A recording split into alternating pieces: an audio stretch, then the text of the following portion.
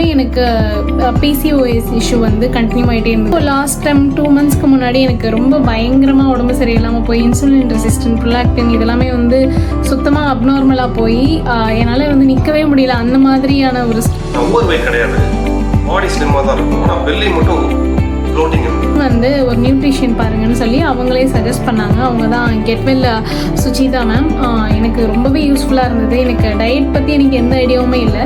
So அவங்க வந்து எனக்கு சஜஸ்ட் பண்ணது வந்து கீட்டோ டயட்.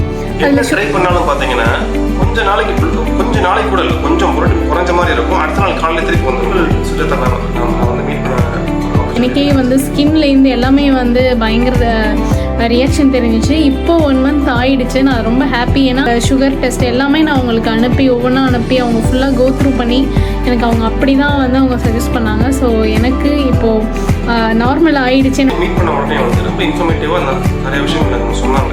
எதனால இந்த ப்ளோட்டிங் வருது, நம்ம என்ன பண்ணால் சரியாகும் சொல்லிட்டு எனக்கு இனிஷியலாக வந்து ஒரு கார்னிவோ டயட் தான் போக சொன்னாங்க. ஸோ எனக்கு ரொம்ப வருஷமாக இருந்த இந்த ப்ளோட்டிங் இஷ்யூவை நான் அந்த மேம் மீட் பண்ண உடனே தான் எனக்கு வந்து சரியாச்சு.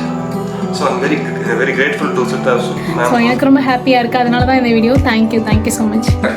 அதாவது எனக்கு கிட்டத்தட்ட அல்சர் ஆன்சைட்டி கொஞ்சம் அதிகமாக இருந்தது. அந்த அல்சர்னால கிட்டத்தட்ட ரெஃப்ளெக்ஸ், அதாவது ரெண்டு கம்ப்ளைண்ட்டும் மாறி கிடந்த 3 மாதமாக நல்லா கண்ட்ரோல் இருக்குது. கவர்மெண்ட் ஸ்கூலில் ஒர்க் பண்ணிட்டு இருக்கேன்.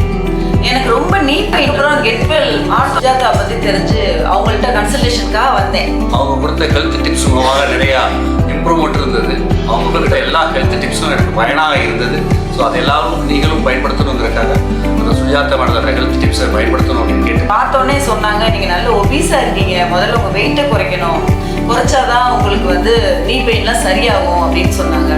மாதத்தில் 5 கிலோ குறைஞ்சிட்டேன். அதுக்கப்புறம் என் நீ பெயின் நல்லா குறைஞ்சிருச்சு. இப்போது என்னால் எனர்ஜெட்டிக்காகவும் ஃபீல் பண்ணுறேன்.